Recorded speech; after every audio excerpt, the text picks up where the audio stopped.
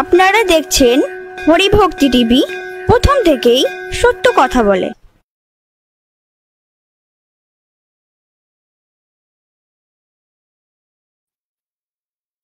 জয় হরিচাঁদ, জয় গুরুচাঁদ। আশা করি সকলে ভালো আছেন এবং সুস্থ আছেন। শ্রদ্ধেয় দর্শক, আমি তাপস বিশ্বাস আজকের শ্রী শ্রী হরি লীলামৃত পাঠের তৃতীয় পর্বের আলোচনায় হাজির আছি।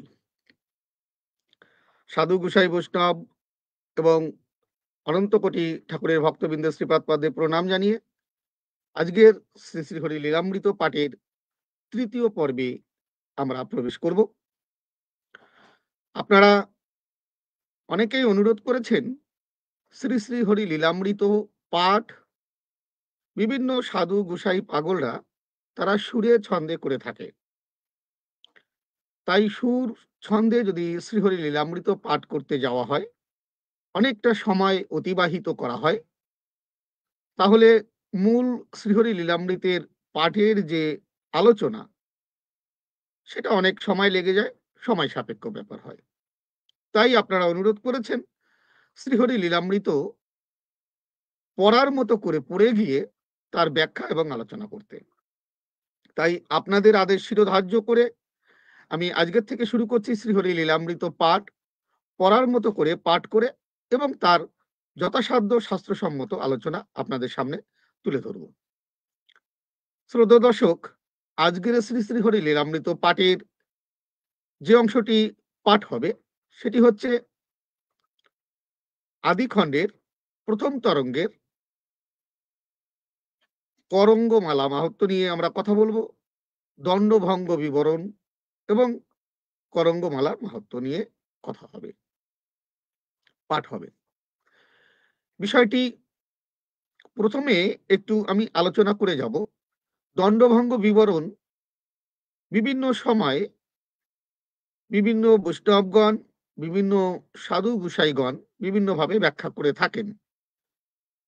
তার মধ্যে দিয়ে চৈতন্য ভাগবত, চৈতন্য মঙ্গল, চৈতন্যর জীবনী যে সমস্ত গ্রন্থ আদি রয়েছে সেখানে কি বর্ণনা করছে সে বিষয়ে আমি কিঞ্চিত লিখে রেখেছি। সে বিষয়ের পরে আমি প্রথমে দু চারটে কথা বলবো, বলে তারপরে একদম সরাসরি আমরা শ্রীহরি লীলামৃত পাঠের মধ্যে প্রবেশ করব। আজ যে অংশ পাঠ হবে সেটা হচ্ছে অত দণ্ডভঙ্গ বিবরণ এবং ভক্ত কণ্ঠহার, এই দুটি পয়ার পাঠ করব। তার আগে যে বিষয়টি আমি আপনাদের সামনে তুলে ধরব সেটি হচ্ছে মহাপ্রভু সন্ন্যাস নিচ্ছেন। সন্ন্যাস নিয়ে তিনি মাধবেন্দ্র পুরীর কাছ থেকে দীক্ষা মন্ত্র নিয়ে কিয়দ্দিন পর এসে তিনি চলে এসছেন। এসের পরে ভারতী গোসাইয়ের কাছ থেকে তিনি সন্ন্যাস মন্ত্রে দীক্ষা নিচ্ছেন। দীক্ষা নেওয়ার পর নিত্যানন্দ মহাপ্রভু চৈতন্য মহাপ্রভুকে নিয়ে গিয়েছিলেন ভক্তালয়। শ্রীহরি লীলামৃতের মঙ্গলাচরণে রয়েছে একটি জায়গায়, হরিকে হরণ করে হরি ভক্ত দ্বারে, অর্থাৎ নিত্যানন্দ মহাপ্রভু স্বয়ং হরি হচ্ছে চৈতন্য মহাপ্রভু, তাকে হরণ করে নিয়ে গিয়েছিল হরি ভক্তদের দ্বারে, অর্থাৎ অদ্বৈতের বাড়ি। সেখানে মহাপ্রভু কয়েকদিন থাকেন এবং মায়ের আদেশে তিনি বৃন্দাবনের যে সন্ন্যাস যাত্রা তিনি করতে চেয়েছিলেন সেটি পরিত্যাগ করে তিনি জগন্নাথ পুরীকেই তার কার্যস্থান এবং সন্ন্যাস স্থান হিসাবে বেছে নিয়েছিলেন সচী মাতার অনুরোধে। সচী মাতার অনুরোধে শ্রী চৈতন্য মহাপ্রভু তিনি ইতিমধ্যে সন্ন্যাস গ্রহণ করেছিলেন, বৃন্দাবনের পরিবর্তে জগন্নাথপুরীকে তার প্রধান কার্যালয় করার সিদ্ধান্ত নেন। নিত্যানন্দ প্রভু গদাধর পণ্ডিত, মুকুন্দ, গোবিন্দ, জগদানন্দ এবং ব্রহ্মানন্দ ভগবানের লীলাচল যাত্রার তার সাথে সাথে ছিলেন। ভগবান তাদের জিজ্ঞাসা করেছিলেন যে কারোর সাথে কোনো সম্পত্তি আছে কি, কোনো ধন সম্পত্তি কিছু নিয়ে যাচ্ছ কেউ সন্ন্যাসে? তারা উত্তর দিয়েছিলেন না, তাদের কাছেই কিছু ছিল না। এই কথা শুনে অত্যন্ত খুশি হয়েছিলেন মহাপ্রভু এবং তিনি চেয়েছিলেন যে সকল সহযোগীরা তাদের নিজস্ব জীবিকা সম্পূর্ণ কৃষ্ণের উপর নির্ভর করেন এবং কৃষ্ণের পরে অর্পিত করে দেন। ভ্রমণ করে তারা বাংলার সাতিশার বারুইপুর নামক গ্রামে এসে পৌঁছান। সেখানে তারা শ্রী শ্রী শ্রী অনন্ত আচার্যের শ্রীপাঠে রাত্রি যাপন করেন। শ্রী অনন্ত ছিলেন মহাপ্রভুর ঘনিষ্ঠ সহযোগী একজন ভক্ত। পরদিন সকালে তারা যাত্রা তার সকাল পরের দিন সকালে তাদের যাত্রা অব্যাহত রাখেন এবং তারা চলা শুরু করেন। ছত্রযোগে গঙ্গার তীরে এসে পৌঁছায়। তারা আনন্দের সাথে কম্বুলটি ঘাটে স্নান করেন। পরমেশ্বরের ইচ্ছায় এই সময় সেই স্থানে জমিদার শ্রী রামচন্দ্র খান এসে পৌঁছান। মহাপ্রভুর আনন্দের লক্ষণ দেখে তিনি তৎক্ষণাৎ তার শ্রীপাদ পাদে আত্মসমর্পণ করেন। রামচন্দ্র ভক্তদের জানান যে বাংলা ও উড়িষ্যা দুই রাজ্যের মধ্যে সম্পর্ক সর্বকালের সর্বনিম্ন পর্যায়ে, অর্থাৎ দুটি রাজ্যের সম্পর্ক ভালো না। তখন মানে যুদ্ধ নিয়ে হুসেন শাহ এবং উড়িষ্যার যে রাজা ছিলেন তাদের সঙ্গে একটা মনোমালিন্য চলছে, একে অপরকে আক্রমণ করতে যাচ্ছে। এই বিষয় নিয়ে আমরা পরে কখনো কথা বলবো, যখন তখন আপনারা দেখতে পারবেন। তাই সীমান্ত অতিক্রম করে উড়িষ্যা পালিয়ে যাওয়া খুবই কঠিন ছিল। তবে প্রভাবশালী রামচন্দ্র গোপনে একটি নৌকার ব্যবস্থা করেছিলেন যা মহাপ্রভুকে ওপারে নিয়ে যাবে। মহাপ্রভু এবং তার সহযোগীরা আনন্দ কীর্তনে লিপ্ত হন। তখন নৌকাটি ধীরে ধীরে নদী পার হয়ে যায়। চৈতন্য মহাপ্রভু তার সহযোগীদের আশ্বস্ত করেছিলেন যে তাদের কোনো ভয় নেই, তাদেরকে সর্বক্ষণ তার সুদর্শন চক্র পাহারা দিচ্ছে। এভাবে তিনি চলে যান পুরীর কাছাকাছি চন্দনপুর নামক একটি জায়গায়, যেখানে দণ্ডভাঙা ঘাট যাকে বলা হয় 1995 সালে এটি আবিষ্কার হয়েছে। তার আগে গোপন ভাবেই ছিল। যাই হোক, সে মাহাত্ম্য বা সে রহস্য আলাদা। সেটি কখনো যদি আমরা আলোচনা করি, দণ্ডভঙ্গ ঘাট কবে কত সালে কে করেছিলেন তারও একটা ঐতিহাসিক আলোচনা রয়েছে, আমরা সে বিষয়ে পরে কখনো দৃষ্টিপাত করব। এবার দণ্ডটা ভাঙলেন মহাপ্রভু কেন, কি কারণে, আমরা সেই দিকে আস্তে আস্তে প্রবেশ করব।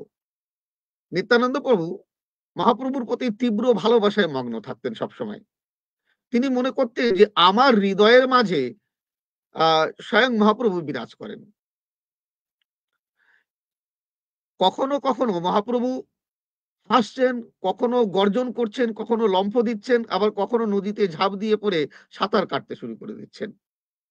এ বিষয়ে চৈতন্য ভাগবতে লিখেছেন, ক্ষণে মহা হাসি, ক্ষণে বা গর্জনা, ক্ষণে বা নদিয়া মাঝে ইরানা সন্তরা। চৈতন্য ভাগবতের একটি উক্তি। এরপরে মহাপ্রভু কখনো মাটিতে গড়ায় যাচ্ছে, ধুলায় ধূসর হয়ে গেছে, তাকে তিনি কখনো কখনো এত জোরে মাটিতে আছাড় খেয়ে পড়তেন যে তাই দেখে অনেক ভক্ত মনে মনে ভাবতেন হয়তো বা এক্ষুনি হাড় ভেঙে গেল। ভার্গবী নদীর তীরে পৌঁছে যান তারা। ভগবান শ্রী চৈতন্য তার লাঠিটি, অর্থাৎ তার যে দণ্ডটি, সেই দণ্ডটি জগদানন্দ পণ্ডিতের হাতে তুলে দেন।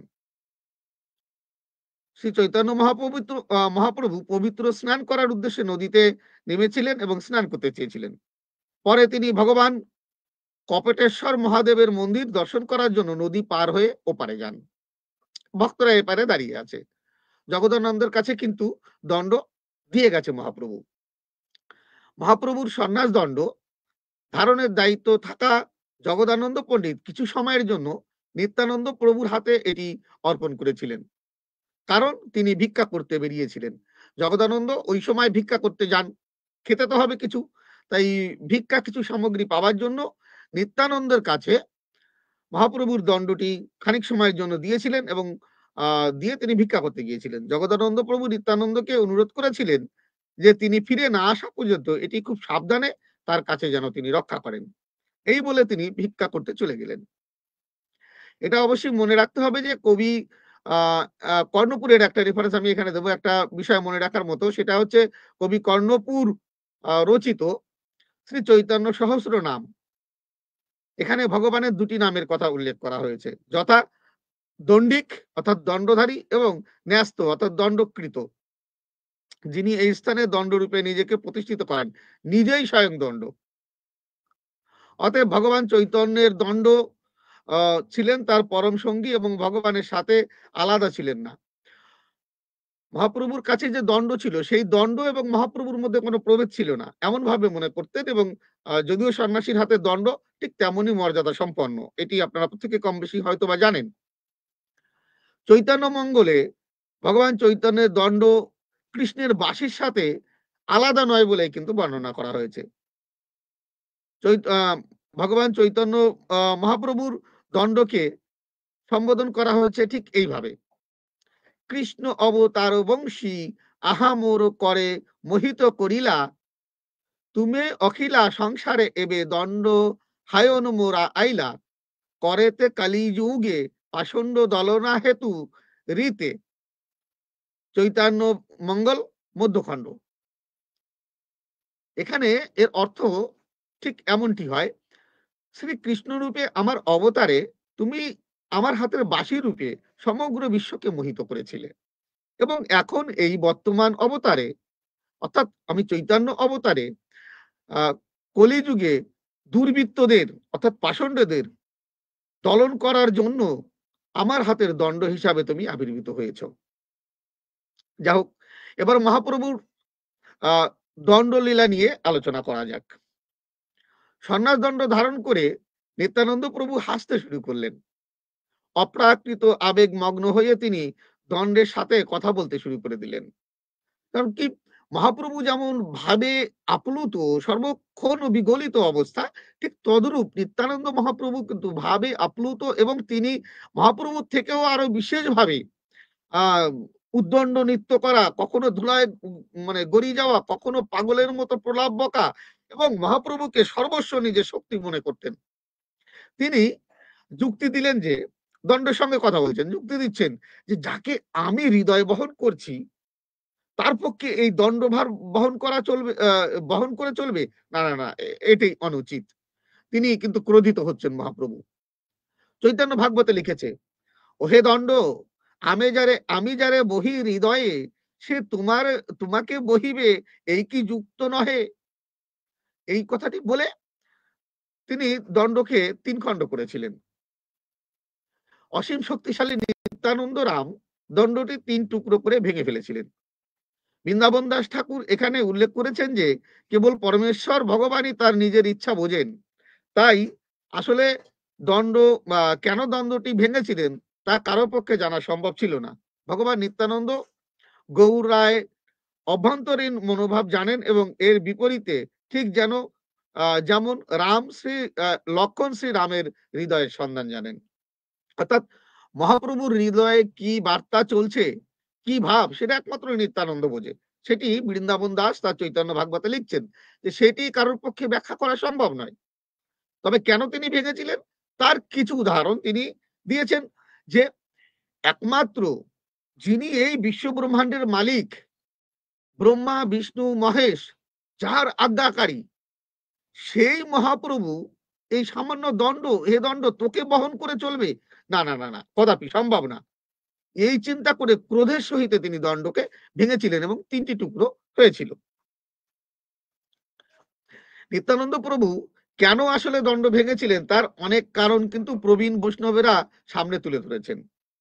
এর একটি বক্তব্যের কারণ হলো, ভগবান তার লীলা সম্প্রদানে যা কিছু ব্যবহার করতেন, অথবা ভগবানের যেসব যা কিছু ব্যবহার হতো, যেমন তার বিছানা, তার জুতা, তার কামরা, তার শঙ্খ আদি, আহ এই সব কিছুই আসলে তার নিত্যানন্দ প্রভুর একটি রূপ। অর্থাৎ ভাগবতে উল্লেখ করা হয়েছে, কলিযুগে ভগবানের যে হাতের শঙ্খ, গদা, চক্র, পাশ আদি যা কিছু অস্ত্র আদি রয়েছে, এই সমস্তই তার ভক্ত রূপে তার কাছে সর্বক্ষণ থাকবেন। তাহলে প্রভুর হাতে আর আলাদা কিছু থাকতে পারে না। এই জন্য যে চৈতন্যের উপাসনা করতে গেলে আর চৈতন্যের ভজনা করতে গেলে এই দণ্ড কিন্তু লাগে না। এই বিষয়ে কিন্তু সুন্দরভাবে তারকচন্দ্র সরকার বর্ণনা করছেন। আমি আগে এই আলোচনাটা করে গেলাম কেন, এটি একটি দিক, এটি একটি নিদর্শন। এরপরে তারকচন্দ্র যেগুলো বলছেন সেটিও শাস্ত্রের সিদ্ধান্ত তিনি দিচ্ছেন, বৈষ্ণবীয় গ্রন্থ থেকে নিচ্ছেন। আমি সেই সমস্ত আপনাদের সামনে তুলে ধরবো। নিত্যানন্দ মহাপ্রভু মেনে নিতে পারছিলেন না, তার মেনে নিতে খুবই কষ্ট হচ্ছিল যে চৈতন্য মহাপ্রভু এক দণ্ডকে বহন করে চলবেন। এখানে আর একটা কারণের বিষয় হচ্ছে, প্রায়শই বৈষ্ণব মহারাজরা বলে থাকেন যে মহাপ্রভু স্বয়ং পরমেশ্বর ভগবান হয়, সন্ন্যাস গ্রহণ বা সন্ন্যাস দণ্ড বহন করার কোনো বাধ্যবাধকতা তার ছিল না। তাই নিত্যানন্দ প্রভু মহাপ্রভুকে এই বাধা থেকে মুক্তি দিতে চেয়েছিলেন, অর্থাৎ এই দণ্ড যে বহন করে তাকে চলতে হবে, এই কারণ এই দণ্ডকে ভেঙে দিয়ে সেই দণ্ড বহনের হাত থেকে মুক্তি দিয়েছিলেন মহাপ্রভুকে।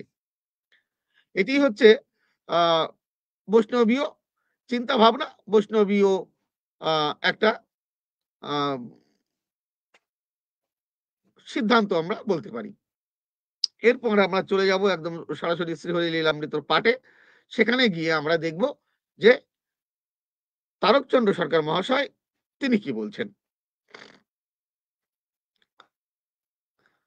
আমরা তাহলে প্রবেশ করছি শ্রী শ্রীহরি লীলামৃতের মধ্যে।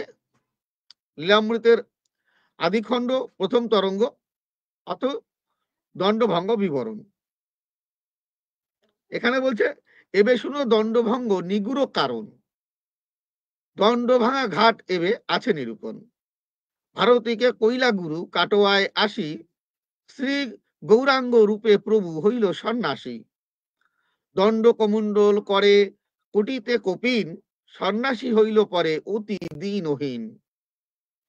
বলছে মহাপ্রভু কি করলেন, তিনি ভারতের কাছ থেকে দীক্ষা নিয়ে অতি দীনহীন ভাবে মানে কমণ্ডল হাতে নিলেন, হাতে দণ্ড নিলেন, কৌপিন পরলেন, পরে অতি দীনহীন সন্ন্যাসীর বেশ ধারণ করে তিনি চলছেন। পরে বলছেন, আরো তো নিগুড় এক দেখো তো ভাবিয়া, নিত্যানন্দ দণ্ড ভাঙে কিসেরে লাগিয়া। কেহ কহে নিত্যানন্দ পরম উদার, সে কারণে দণ্ডখণ্ড করিল তাহার। কেহ বলে মহাপ্রভু সকল ত্যাজিল, সব ত্যাজি কেন এই দণ্ডটি রাখিল। এখানে তারকচন্দ্র সরকার মহাশয় বিভিন্ন ভক্তদের এবং শাস্ত্রের বিভিন্ন উদাহরণ এখানে দিচ্ছেন, তার কোনো কিন্তু সিদ্ধান্ত এখানে নেই। এখানে বলছে যে কেউ বলছে যে ভাই মহাপ্রভু তিনি কেন এই দণ্ড বইবে, না না না, এই দণ্ড তিনি বইতে পারেন না, এই চিন্তা করে নিত্যানন্দ দণ্ড ভেঙেছে। কেউ বলছে যে না না, সব যখন ত্যায্য করে দিল তবে আর এই দণ্ডটি তিনি রাখলেন কেন, সংসার ত্যায্য করলেন, স্ত্রী ত্যায্য করলেন, তার সমস্ত নদিয়া ত্যায্য করলেন, সবকিছু ত্যায্য করে তিনি চলে যাচ্ছেন, তাহলে দণ্ডটিকেই বা বহন করবেন কেন, এ কারণে তিনি এটি ভেঙেছিলেন। এবার আবার তাতে বলছে, তাহে ক্রোধ করি নিত্যানন্দ ভাঙে দণ্ড, কেহ কহে ছল করি ভোলায় ব্রহ্মাণ্ড। ভাগবত লীলামৃতে আছয় প্রকাশ, চলিলেন মহাপ্রভু করিতে সন্ন্যাস। ভাগবত লীলামৃত মানে শ্রী শ্রী বৃন্দাবন দাসের চৈতন্য ভাগবতের কথা তিনি এখানে বলছেন। ভাগবত লীলামৃতে আছয় প্রকাশ, চলিলেন মহাপ্রভু করিতে সন্ন্যাস। নিত্যানন্দ দণ্ডপতি বলে, ওরে দণ্ড তোরে করি দণ্ড তুই বড়ই পাষণ্ড। ব্রহ্মা বিষ্ণু শুলান্দ্র যাহার আজ্ঞাকারী, সে কেন বহিবে তোরে হৃদয়ে হয়ে দণ্ডধারী। এই যে আমি আগে বলে গেলাম যে বিষয়টি, ঠিক এখানে তারকচন্দ্র সরকার মহাশয় সেই টাচ দিচ্ছেন। নিত্যানন্দ ক্রোধের সাথে বলছে, অনুরাগের সাথে বলছে যে ব্রহ্মা বিষ্ণু শুলেন্দ্রিয় যাহার আজ্ঞাকারী, অর্থাৎ ব্রহ্মা বিষ্ণু এবং মহেশ্বর এরা যার আজ্ঞাকারী, যে মহাপ্রভুর আজ্ঞাকারী, সে তোকে কেন বয়ে নিয়ে বেড়াবে রে হে দণ্ড। তারপরে তিনি বলছেন, অবশ্য ভক্তের বাক্য নহে ব্যভিচারী, এসব সিদ্ধান্ত আমি শিরোধার্য করি। তারকচন্দ্র সরকার মহাশয় এখানে কিন্তু একটা কথা বলে গেলেন, বলছে এই সমস্ত হচ্ছে ভক্তের সিদ্ধান্ত, ভক্তগণ সিদ্ধান্ত দিচ্ছেন, তাই বলছে অবশ্যই ভক্তের বাক্য নহে ব্যভিচারী, অত মিথ্যা কথা নয়, ব্যভিচার হতে পারে না ভক্তের কথা, অন্যথা হতে পারে না, এসব সিদ্ধান্ত আমি শিরোধার্য করি। তারকচন্দ্র বলছেন এসব যে সিদ্ধান্ত তা কিন্তু আমি শিরোধার্য করি, আমি মানি, আমি বিশ্বাস করি, ভক্তরা যা বলছে তা ঠিক। কত রকম কথা ভক্তরা বলছে সেই সমস্ত সম্পর্কে তিনি লিখবেন এখানে বলছেন। এবার স্বয়ং এর কার্য এই আছে চিরধার্য, এক কার্য অবলম্বে বারে বহু কার্য। বলে স্বয়ং ভগবানের কার্য যখন তিনি অবতীর্ণ হন, তিনি একটা কাজের জন্য আসেন না, বিভিন্ন কার্যের জন্য তিনি আসেন বিভিন্ন সময়। তাই সে এক কাজের জন্য কিন্তু না এসে যখন আসে একসাথে বহু কাজ তিনি সমাধা করে যান। তাই এখানে তারকচন্দ্র সরকার বলছেন যে স্বয়ং এর কার্য এই আছে চিরধার্য, এক কার্যে অবলম্বে বাড়ে বহু কার্য, 2-3 অবলম্বে এক কার্য হয়, নিগুড় আস্বাদি স্বাভাবিক যে দেখায়। বলে 2-3টে কাজে কিন্তু একটা কার্যই করে তিনি, তাই মনে হয়, কিন্তু এর মধ্যে নিগুড় রস আস্বাদন করা আছে সেটি কিন্তু সবাই বোঝে না। হেন মানে নিত্যানন্দ অসহ্য হইল, সে কারণে প্রভু দণ্ড খণ্ড যে করিল। এজন্য অসহ্য হলো নিত্যানন্দর মনে, বৈরাগ্য করিতে আসি দণ্ড নিলি কেন। এইবার অনুরাগের সাথে মহাপ্রভুর প্রতি তিনি বলছেন, বলছে তুমি বৈরাগ্য যদি করতে হয়, সন্ন্যাস যদি নিতে হয়, তাহলে কি আবার দণ্ড লাগে নাকি? এবার আবার বলা শুরু করছে, অহেতুকি প্রেম ভক্তি প্রকাশিবি দেশে, ব্রজরস আস্বাদিতে দণ্ড লাগে কিসে? কি বলছে? অহেতুকি, হেতু ছাড়া, অহেতুকি প্রেম ভক্তি প্রকাশিবি দেশে, কোনো হেতু ছাড়াই সবাই কৃষ্ণকে ভালোবাসবে, কৃষ্ণ প্রেমে মগ্ন থাকবে, সেই কথা তুমি শিখাতে এসছো। তাহলে ব্রজরস যদি আস্বাদন করতে হয় তাতে দণ্ড লাগে নাকি? ব্রজের মধ্যে মারামারি ছিল না, ব্রজে কাটাকাটি ছিল না। আমি আগের দিন ব্যাখ্যা করেছিলাম, নন্দের নন্দন কৃষ্ণ এবং দেবকী পুত্র কৃষ্ণ উভয়ে কিন্তু আলাদা। তাই ব্রজরস লীলা, ব্রজের যে লীলা তিনি করেছিলেন নন্দের নন্দন কৃষ্ণ, এবং ওই লীলাকে সাথ দিতে গিয়ে অসুরাদি যারা এসেছিল সেগুলোকে ধ্বংস এবং মেরেছিলেন বিষ্ণুর কলা অবতার বা অংশ অবতার দেবকী পুত্র কৃষ্ণ। এটা আপনারা বুঝতে পারছেন? তাই নিত্যানন্দ মহাপ্রভু যে ব্রজরস আস্বাদন করতে তো দণ্ড লাগে না, তাহলে তুমি দণ্ড নিলে কেন? এরপরে বলছে, নিজে না জানিলে ধর্ম শিক্ষানো না যায়, এমতো সিদ্ধান্ত গীতা ভাগবতে গায়। ব্রজরস বিনে ব্রজরস বিনে জানি, ব্রজরস বিনে জানি বিনে, রাধা রস বই, ন্যাসী হলি দণ্ড নিলি, তা পারিলি কই। হ্যাঁ, বুঝতে পারছেন আপনারা? একদম পরিষ্কার, একদম শুদ্ধ বাংলা এখানে লেখা। বলছে তুই ব্রজরস বিনে আর কিছু জানবি না, রাধা ছাড়া আর কিছু বই, আর তাছাড়া আর কিছু নেই, তুই এটা তাই জানবি। তবে ন্যাসী তুই হলি, এটা তোর প্রথমত অপরাধ, তারপরে আবার দণ্ড নিলি, তা পারলি কই? সে রাধার যে প্রেম, তা কোথায় তুই আস্বাদন করতে পারছিস? বলে দণ্ড কমণ্ডল ইহা সন্ন্যাসীর বৈভব, যোগী ন্যাসী তীর্থবাসী ত্যাগিয়া সব। তাহলে কি বলছে? বলছে সন্ন্যাস যদি তোমার নিতে হয়, নিয়েছো তুমি, তার এই বৈভব হচ্ছে এইটা, তুমি সন্ন্যাস তো উপলক্ষ তোমার। তাহলে তোমার বৈভবে সন্ন্যাসের বৈভবের লক্ষণই হচ্ছে এই কমণ্ডল, দণ্ড। তোমার তো সেটি না, তুমি প্রেম ভক্তি প্রচার করতে এসছো, তোমার এইটা নিচ্ছ কেন? তারপরে কলিকালে আবার সন্ন্যাস নেই।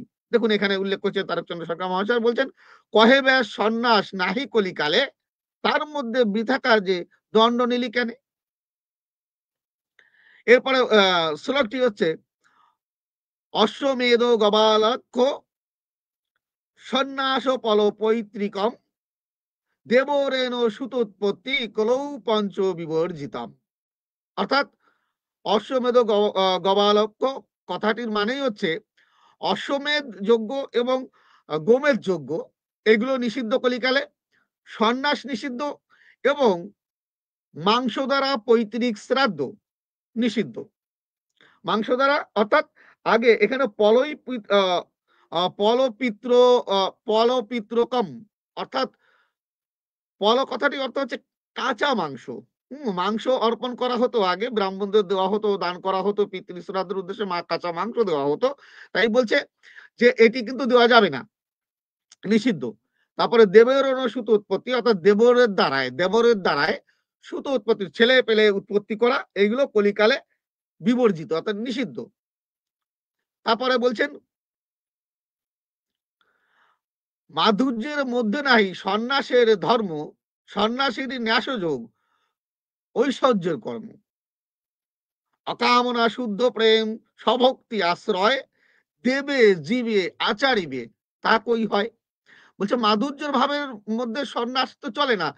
এই মাধুর্যর যে ভাব, সে ভাবের মধ্যে সন্ন্যাস চলে নাকি? দাস্য সক্য বাৎসল্য মধুর, মধুর অর্থাৎ মাধুর্য, দাস্য একটা ভাব আছে, সেখানে চলতে পারে, সক্য ভাবে চলতে পারে, দাস্য সক্য বাৎসল্য ভাবের পরে চলতে পারে, কিন্তু মধুর যে ভাব, তুমি মধুর ভাবের পরের থেকে পঞ্চরসের চরমতম পর্যায়ে তুমি পৌঁছাবে কান্তা ভাবে, সে মধুর ভাব থেকেই সন্ন্যাস আর খাটে না। তা তুমি সেটা নিলে কি করে? তার মধ্যে থেকে এই যদি সন্ন্যাসী যদি তুমি চলো, তাহলে তো ঐশ্বর্যের কর্ম হয়ে যাচ্ছে তোমার, যে ঐশ্বর্যর দুনিয়ার ভক্ত হচ্ছে, তুমি মাধুর্যর দুনিয়া থাকতে পারছো না। বলে অকামনা শুদ্ধ প্রেম স্বভক্তি আশ্রয়। অকামনা এবং শুদ্ধ প্রেম স্বভক্তি আশ্রয়, অর্থাৎ তোমারই তো ভক্তি, তুমি যে কৃষ্ণ প্রেমে রাধারানী যে প্রেম করেছিল, তুমি সেই রকম প্রেম করতে আসছো, তাহলে সেই যে তোমার যে স্বভক্তি, তোমার যে নিজের ভক্তি, সেই ভক্তিতে কি করবে তুমি? দেবে, দিবে জীবে, অর্থাৎ তুমি জীবকে দেবে ওই প্রেম এবং নিজে আচারিবে। দেবে জীবে আচারিবে তাহা কই হয়, অর্থাৎ জীবকে তুমি দেবে এবং নিজে আচরণ করবে। তাই কোথায় হচ্ছে? তাই তো হচ্ছে না তোমার। নিত্যানন্দ বলছেন। তারপর তিনি আরো বলছেন, ভক্ত পক্ষে সন্ন্যাস ঘৃণিত অকারণ, তার লেশ বেশ কেন করিলি ধারণ। বলছে ভক্ত পক্ষে সন্ন্যাস ঘৃণিত, অকারণ একটা বিষয়। ভক্ত পক্ষে সন্ন্যাস কদাপি ঠিক না। আর তার মাত্র লেশ তুমি ধারণ করেছো, সবকিছু ত্যাগ করে দিয়েছো তুমি, দিয়ে টিয়ার পরে তাও তুমি তার লেশ ধারণ করে রয়েছো। এরপরে বলছে, ব্রহ্মজ্য সাজুজ্য মুক্তি কৃষ্ণ ভক্তে দণ্ড, হরি নামে পাপ ক্ষয় কহে কোন ভণ্ড। মুক্তি শ্রেষ্ঠ ব্যাখ্যা যারা ভক্তি নাহিস চিনে, হরি নামে পাপ ক্ষয় তারাই ইহা মানে। দেখুন কোথায় ঘা দিয়ে যাচ্ছে, ব্রহ্মত্ব সাজুজ্য মুক্তি কৃষ্ণ ভক্তে দণ্ড, অর্থাৎ কৃষ্ণ ভক্তরা কখনো সাজুজ্য মুক্তি চায় না। হ্যাঁ, ষাটটি সালোক্য সামীপ্য এই সমস্ত মুক্তি রয়েছে, বিভিন্ন মুক্তি, কিন্তু তার মধ্যে থেকে কখনো ভক্তরা সাজুজ্য মুক্তি চায় না, অর্থাৎ ঈশ্বরের সঙ্গে একদম সরাসরি বিলীন হয়ে যাবে তিনি, এটি চায় না। কৃষ্ণ ভক্তদের কাছে এটা নিন্দিত। তারপর হচ্ছে হরিনাম পাপ ক্ষয় করে কহে কোন ভণ্ড। বলছে কোন ভণ্ড বলে যে হরিনামে পাপ ক্ষয় করে?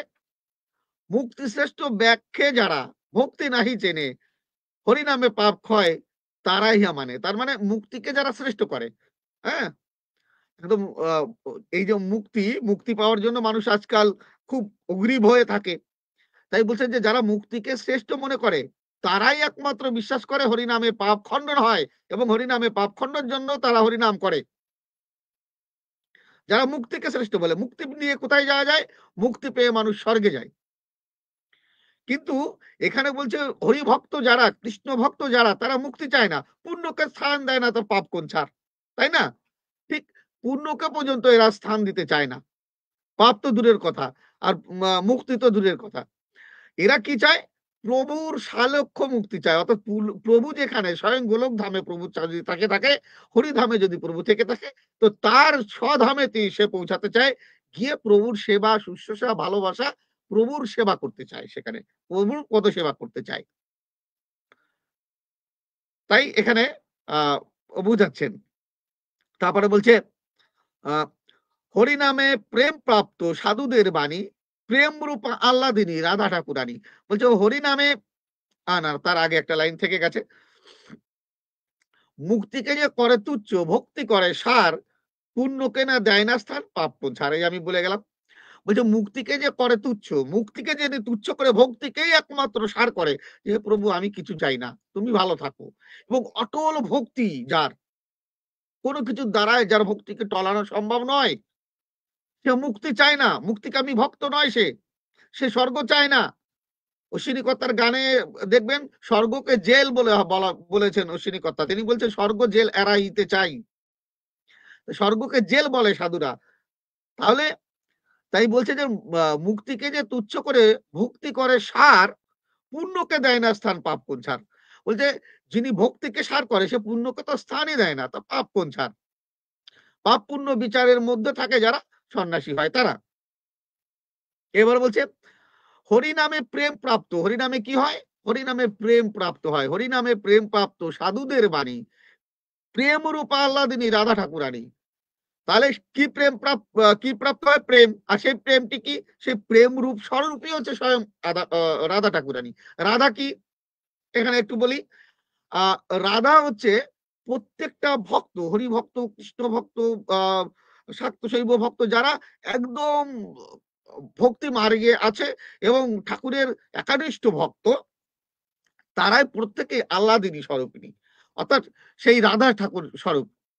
রাধা মানুষ কখন হয় ভক্ত, কখন হয় রাধার ভাবে সে উত্তীর্ণ হয়। রাধা কারা? তারকচন্দ্র সরকার মহাশয় দেখবেন তার মহাসংকীর্তনে উল্লেখ করেছে যে, পাগল যারা গোপী তারা ধরগে তোরা সেই পাগল রে। অর্থাৎ পাগল যারা তারাই হচ্ছে গোপী। হুম?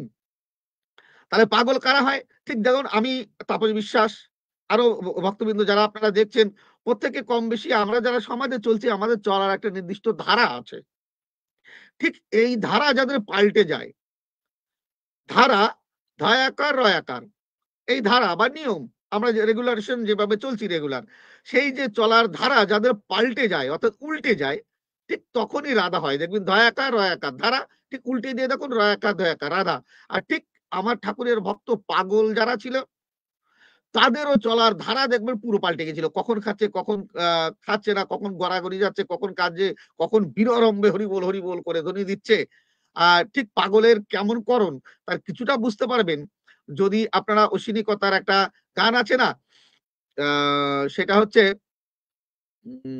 গানটা হচ্ছে আম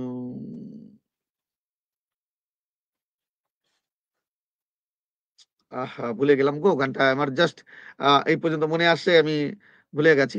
উম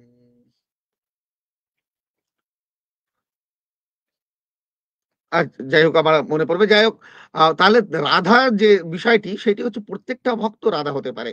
প্রত্যেকটা ভক্ত অর্থাৎ যিনি হরিভক্ত, যিনি কৃষ্ণ ভক্ত সম্পূর্ণ কামনা ত্যাগ করে যিনি নিটল প্রেমে বিরাজমান, সর্বক্ষণ যার চলার সাধারণ চলার ধারা, সংসারের এই আত্মসিদ্ধ চলার ধারা, এই যে ঐশ্বর্যের মধ্যে থেকেও যিনি নিজেকে সম্পূর্ণরূপে পাল্টে নিতে পেরেছেন তিনি রাধা। তিনি প্রেম ও রূপা আহ্লাদিনী স্বরূপী।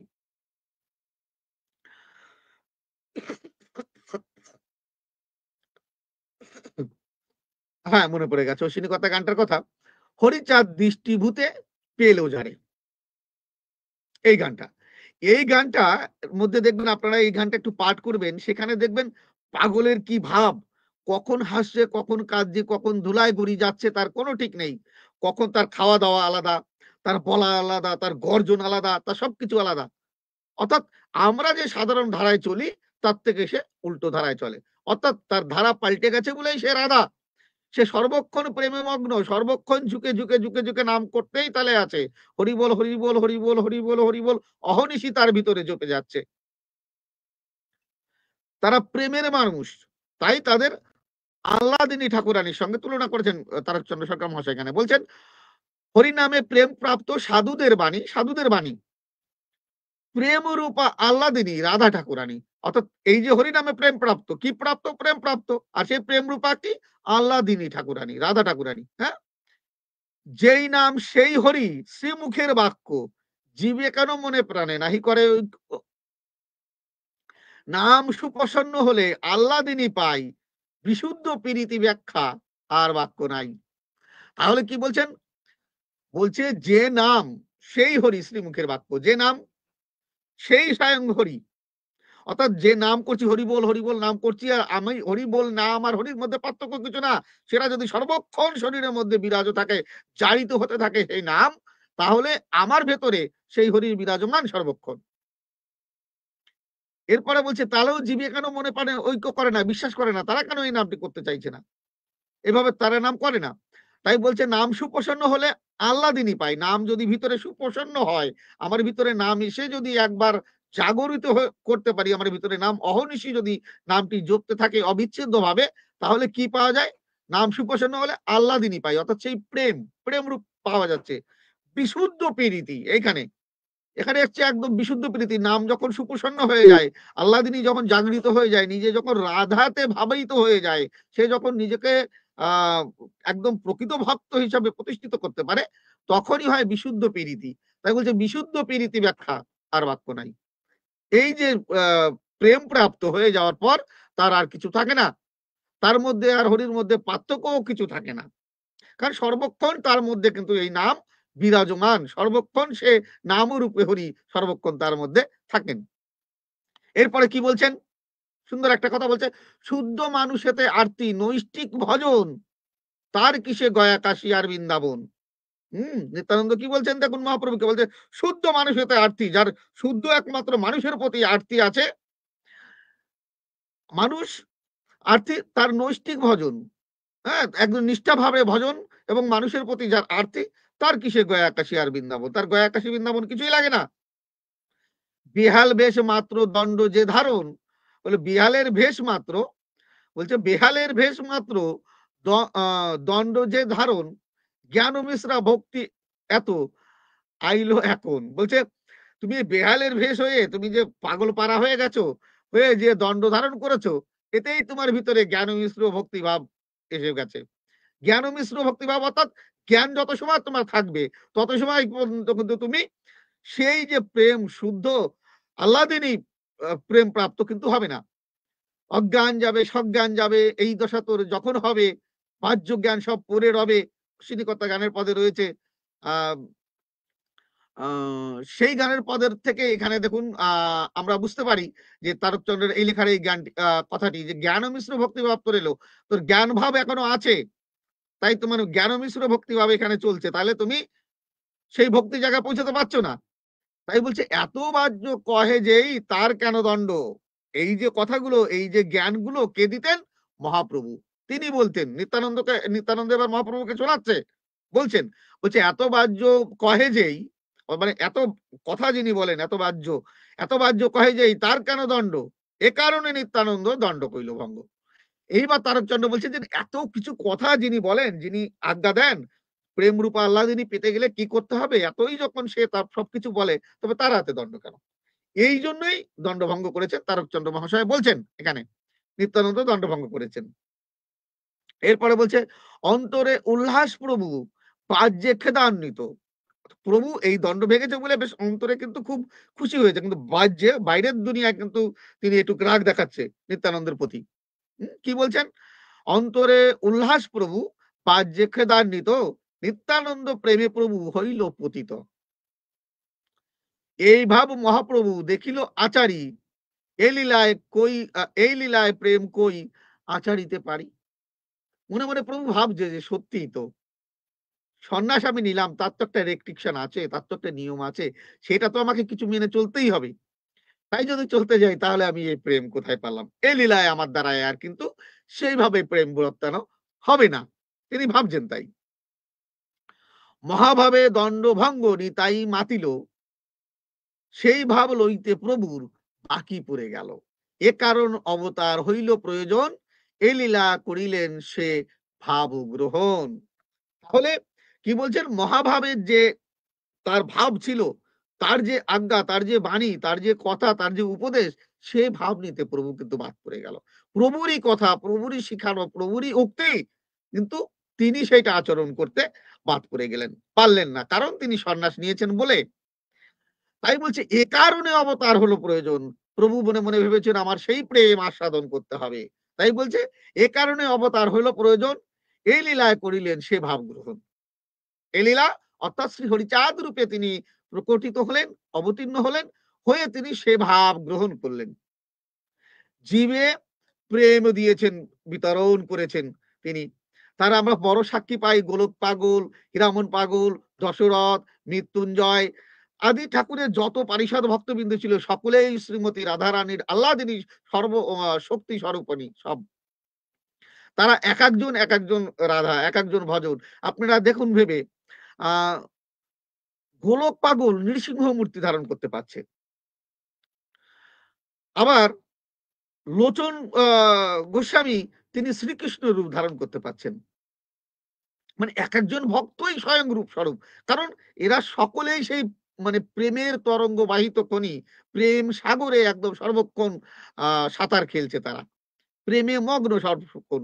এরা প্রত্যেকেই শ্রীমতী রাধারানী স্বরূপা, এরা প্রত্যেকেই সেই আল্লাহদিনী শক্তি জাগরণ করতে পেরেছিলেন নিজের ভিতরে, অর্থাৎ সকলে রাধায় রূপান্তরিত হয়েছিল। রাধা এই অর্থেই বোঝানো হয় যিনি ভগবানের ভক্ত তিনিই রাধা। এবার অনেকে হয়তো বলবেন যিনি ভগবানের ভক্ত তিনি রাধা, কিন্তু না, আমি ওই যে আলোচনা করে গেছি, রাধা হতে গেলে তার নির্দিষ্ট চলা বলা সমস্ত ধারা পাল্টে যেতে হবে, ইচ্ছা করে পাল্টালে হয় না, তার আপনা আপনি পাল্টে যায় তার কর্ম থেকে, এমনটি যদি হয় তবেই তাকে আমরা বলতে পারি। আচ্ছা, এবার এটা তো শেষ হলো, এরপরে বলছে ভক্ত কণ্ঠহার। এখানে ভক্ত কণ্ঠহার এবার বলা হচ্ছে, আর এক সুবিচার অন্তরে জাগিল, দণ্ড ভাঙি কমণ্ডল কেন না ভাঙিল। তাই তো স্বাভাবিক কথা, যে প্রভু দণ্ডটাকে বয়ে বেড়াচ্ছে, যদি ভাঙতে পারো তা কমণ্ডলটা কেন ভাঙলো না? কমণ্ডল হাতে কেন? করঙ্গ অর্থাৎ নারকোল দিয়ে কমণ্ডল তৈরি করা, পিতলের বা কাঁসার এই সমস্ত জিনিস বহন করতো না গোস্বামীরা। তাহলে করঙ্গ মালা অর্থাৎ নারকেলের খোল দিয়ে তৈরি করা হতো হচ্ছে তাদের করঙ্গ, মানে কমণ্ডল। সেই কমণ্ডল কিন্তু বহন করে নিয়ে বেড়াতেন। তাই বলছে যে আর এক সুবিচার অন্তরে জাগিল, দণ্ড ভাঙি কমণ্ডল কেন না ভাঙিল। উভয়ের ভাব তাহা উভয় জানিলা, শেষ লীলা কমণ্ডল ভেঙে হবে মালা। উভয়ের ভাব, মহাপ্রভুর মনেরও ভাব রয়েছে, আর নিত্যানন্দ মহাপ্রভু ভাবছে শেষ লীলায় এইটি আমরা কাজ করব, এই কমণ্ডল শেষ লীলায় ভাঙবো, এই লীলায় আমার হাতে থাক। তাই কি বলছেন, লক্ষ্মীকে করিয়া ত্যাগ কমণ্ডলধারী, কমণ্ডল ভেঙে লক্ষ্মী বলাই বেহরি। বলে লক্ষ্মীকে ত্যাগ করে, লক্ষ্মী অর্থাৎ গৃহলক্ষ্মী, সেই বিষ্ণুপ্রিয়াকে ত্যাগ করে এসে তুমি এখানে ই করে বেড়াচ্ছ, মানে কমণ্ডল ধরে বেড়াচ্ছ, আর তোমার শেষ লীলায় তোমার এই কমণ্ডল ভেঙেই ভক্ত কণ্ঠে পড়িয়ে দেবে, তোমাকে আর এদিক ওদিক করে যাওয়ার কোনো উপায় থাকবে না। তাই বলছে লক্ষ্মীকে করিয়া ত্যাগ কমণ্ডলধারী, কমণ্ডল ভেঙে লক্ষ্মী বলাইবে হরি। অর্থাৎ শেষ লীলায় কমণ্ডল ভেঙে লক্ষ্মী হরি বলাবে। প্রভুর হাতের করা মান্য রাখি তার, কমণ্ডল হবে তার ভক্ত কণ্ঠহার।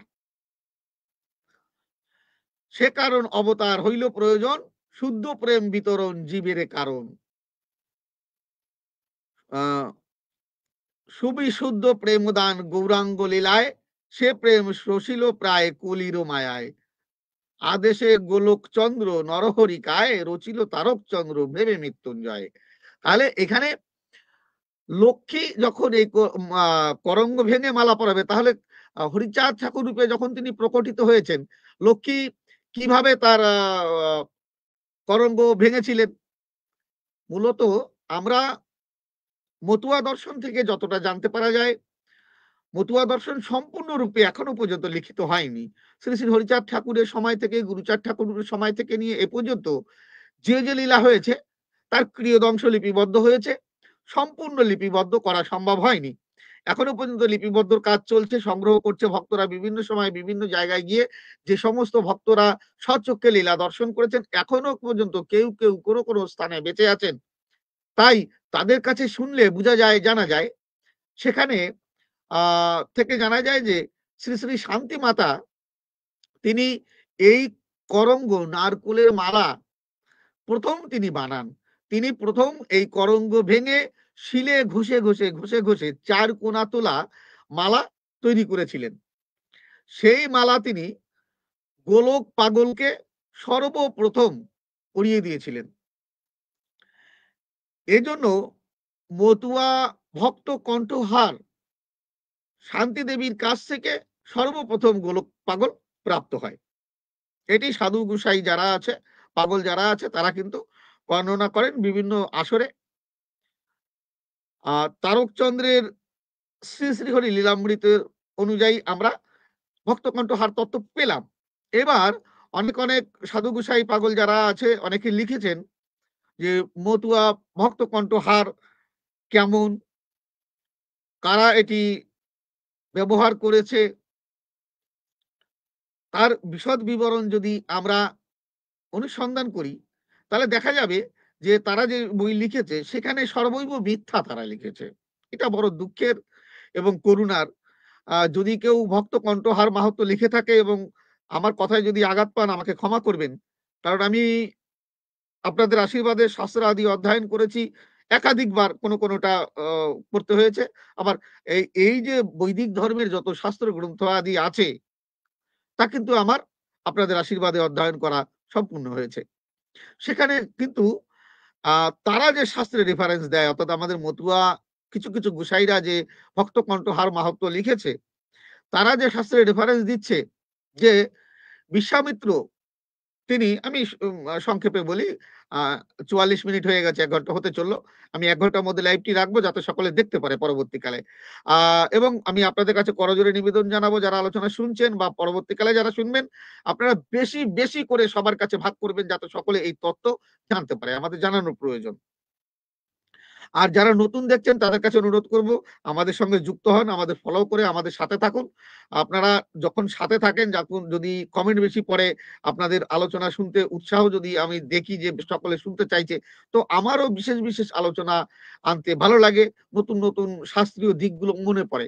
একা, একা যখন কথা বলতে হয় বা লাইভে যদি বেশি মানুষ সাথে না থাকে, তখন প্রশ্ন না থাকে, আলোচনা কিন্তু সেইভাবে এসে পারে না। তাই আপনাদের কাছে করজোড়ে নিবেদন করব, আপনারা বেশি, বেশি সকলের কাছে শেয়ার করবেন এবং বেশি, বেশি ভাবে আমাদের চ্যানেলকে ফলো করে আমাদের পাশে থাকবেন। যাই হোক, এবার আমরা যেটি বলছিলাম, তাহলে তাদের যে মতুয়ার করঙ্গ মালা মাহাত্ম্য, তারা যা লিখেছে, সেখানে দেখা যায় যে বিশ্বামিত্র তিনি ইন্দ্রের পরে ক্রোধিত হলেন। ক্রোধিত হয়ে তিনি আলাদা ব্রহ্মাণ্ড তৈরি করছেন। তিনি আলাদা মানুষ সৃষ্টি করছেন। তিনি আলাদাভাবে সমস্ত কিছু সৃষ্টি করে আলাদা জগৎ একটা সৃষ্টি করে ফেললেন। এই সময় নারায়ণ তার কাছে এলেন। বললেন, "তুমি তো আমাকেই চাইছিলে, আমি এসছি। তো বলো তুমি কি চাইছো?" বিশ্বামিত্র বলছে যে, "হে প্রভু, আমি তো এই সমুদ্র পাড়ে আ নারকোল ভেসে, ভেসে আসছিল। আমি নারকেল দিয়ে আ মানুষ বানিয়ে ফেলেছি। আমি আলাদা দুনিয়া, আলাদা ব্রহ্মাণ্ড বানাচ্ছি।" প্রভু বলে, "না, না, না, তুমি এটা করো না। তাহলে আমার যে সৃষ্টি, এই সৃষ্টির আ দ্বিচারিতা হয়ে যায়। তুমি এটি আ লুপ্ত করে ফেলো।" তখন বলে, "প্রভু আমি কি করব? আপনি আমাকে কথা দেন যে আমি এগুলো দিয়ে কি কাজে লাগাবো?" তখন বলে, "তুমি এগুলো যেমন সৃষ্টি করেছো সেই জায়গায় পুনরায় পাঠাও।" তখন তার সৃষ্ট যে মানুষগুলো, তাদেরকে পুনরায় নারকেল গাছে নারকোল করে দিয়ে দেয়। তাই তাদেরকে নারকেল করে দেওয়ার কারণে ঠিক আমাদের যেমন ২ চোখ এবং নাক আছে, তো নারকেলেরও নাকি ২ টো চোখ। ওই যে ফুটো থাকে নারকেল ছুলার পরে দেখবেন ২ টো ছিদ্র থাকে এবং আরেকটা থাকে সেটি নাকি নাক। যাই হোক সেটি পরের বিষয়। তো বিষয়টা হচ্ছে এইভাবে গাছে যখন জুড়িয়ে দেয় তখন নাকি নারায়ণ বলেছিলেন, আশীর্বাদ দিয়েছিলেন যে আমি যখন হরি রূপে প্রকটিত হব তখন এই যে নারকোল, এই নারকোল স্বয়ং আমার ভক্ত কণ্ঠের হার হবে এবং এই নারকোল দ্বারাই সমস্ত পুজো কাজে লাগবে। কিন্তু শাস্ত্রে এই হরিচাঁদ রূপে প্রকটিত হবে, তার ভক্ত কণ্ঠহার হবে, এই বিষয়ে কোনো কথা উক্ত নেই। মূল যে বৈদিক শাস্ত্র গ্রন্থ আদি রয়েছে হিন্দু ধর্মের, তাতে কোথাও কিন্তু উল্লেখ নেই, নেই, নেই। বুঝা গেল? তাহলে তারা লিখেছে হয়তোবা কোনো জায়গায় শুনেছে কোনো কীর্তনে বা কোনো কবি গানে শুনেছে, কোনো পালা কীর্তনে শুনেছে। এমনটি শোনা কথাই তারা কিন্তু লিখে দিয়েছে। এটি কিন্তু যথার্থ সত্য আমি আপনাদের সামনে তুলে ধরলাম। অনেকের হয়তো আঘাত লাগতে পারে, তাদের কাছে আমি ক্ষমা চেয়ে নিচ্ছি। কারণ যেটা সত্য আমি সর্বক্ষণ সত্য বলব। কারণ আমি সত্যেরই পূজারী। শাস্ত্র বিষয়ে আলোচনা আমি যখন করি বা আমি যখন যে বিষয়ে আলোচনা করি, আমার জ্ঞানত যতটুকু আমি জানি ততটুকু আমি যথাসত্য আপনাদের সামনে তুলে ধরি। এবার অনেকে প্রশ্ন করতে পারেন, তবে কি করঙ্গমালা সম্পর্কে কোন শাস্ত্রে কোন উল্লেখ নেই? আছে। একটা শাস্ত্রে অবশ্যই করঙ্গমালা পড়ার বিষয়ে উল্লেখ আছে। করঙ্গমালা পড়লে তার কি কাজ, তা কেন পড়ব, তার সম্পূর্ণ বিস্তারিত কয়েক পৃষ্ঠা নিয়ে ও ও করঙ্গমালা মাহাত্ম্য আছে। কিন্তু দুঃখের বিষয় আমি এই মুহূর্তে অনলাইভ সেই করঙ্গমালার আ কথাটি আমি বলতে পারছি না। করঙ্গমালার যে শাস্ত্রে আছে সেই শাস্ত্রের নাম আমি উল্লেখ করতে পারছি না। তার রেফারেন্স আমি দিতে পারছি না। কারণ আমি লিখছি আ মতুয়া ভক্ত কণ্ঠহার করঙ্গমালা মাহাত্ম্য তত্ত্ব। আমার লেখা কাজ সেটি চলছে প্রায় সমাপ্তির পথে। আমার বই প্রকাশিত না হওয়া পর্যন্ত আমি কিন্তু রেফারেন্স বলছি না। এজন্য আমাকে ক্ষমা করবেন। কেন বলছি না এর কারণ হচ্ছে বহু তত্ত্ব আমি আমার লিখিত বা আমার বই প্রকাশিত হওয়ার আগে, আগে আমি কিন্তু আপনাদের সামনে তুলে ধরেছি অনেকের সময়, অনেকের সামনে। তাতে কি হয়েছে দেখতে পাচ্ছি তারা অনেকেই সেখান থেকে আমার তত্ত্ব তারা হাইজ্যাক করে নিয়েছে। হুম? নিয়ে বই লিখে ফেলে দিয়েছে। রাতারাতি তারা বড়, বড় বই লিখেছে। ভালো, ভালো লেখক। আমি তাদের বইও পড়েছি। নাম করলে হয়তোবা তাদের অনেকেরই আঘাত লাগবে। আপনারা অনেকেই তাদের চেনেন। বড়, বড় লেখক-টেখক তারা অনেকেই। কিন্তু তারা একটা বারের জন্য প্রাপ্তি স্বীকার করলো না যে আমরা তাপসবাবুর লেখা থেকে এটা নিয়েছি, বা তাপসবাবুর লেখা থেকে এই তথ্যটি পেয়েছি, বা তার ভিডিও থেকে এই তথ্যটি আমি পেয়েছি। তারা একটা বারের জন্য কিন্তু বলেনি। এখানে দুঃখ লাগে, এখানেই কষ্ট লাগে যে এদের একবার বলতে বা প্রাপ্তি স্বীকার করতে দোষের কোথায়? এখানে তো তাদের দোষের কিছু ছিল না। তারা যদি একবার একটু প্রাপ্তি স্বীকার করত, তাহলে আমার কাছেও একটু ভালো লাগতো যে না চলো, আমি এত কষ্ট করে, এত শ্রম করে যে তথ্যটি দিয়েছি, সেটি আমারই কোনো ভাই নিয়েছে, কিন্তু সে একাডেমিক যে সততা, সেই সততাটুকু অন্তত দেখিয়েছে। সে অন্তত উল্লেখ করেছে যে আমরা তাপস বিশ্বাসের কাছ থেকে এই তথ্যটি পেয়েছি। সেইটুকু ভদ্রতা জ্ঞান তাদের নেই। তারা হুবহু নিয়ে গিয়ে কপি করে দিয়ে বই লিখে ফেলে দিল। ছোট, ছোট বইও অনেকে বের করে দিয়েছে। আমি দেখেছি। তো এইজন্য সত্যি কথা বলতে আমার কোনটা হওয়া উচিত নয়। আমার উদ্দেশ্য আপনাদের সামনে শাস্ত্রীয় বিভিন্ন দিক তুলে ধরা। কিন্তু যেহেতু আমি বিষয়টি লিখছি, তাই আমি এই বিষয়টি উল্লেখ করছি না। আমাকে ক্ষমা করবেন। আপনারা যারা কমেন্ট করছেন, আ আপনাদের অসংখ্য ধন্যবাদ। সীমা বিশ্বাস তিনি লিখেছেন, "জয় হরি বল, খুব সুন্দর আলোচনা।" আপনাকে অসংখ্য ধন্যবাদ সীমা বিশ্বাস। এরপর লিখেছেন সরোজ বিশ্বাস, লিখেছেন, "জয় হরি, জয় মতুয়া, জয় বাবা প্রণাম।" হ্যাঁ, হরি বল। সরোজ, আশা করি ভালো আছো সবাই।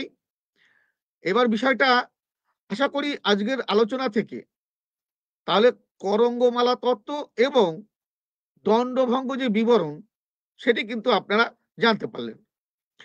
এবার আরো একটা প্রশ্ন মতুয়াদের মধ্যে এসে থাকে, সেটা হচ্ছে মো এই যে নিত্যানন্দ মহাপ্রভু ৩ টি খণ্ড করলেন দণ্ডর।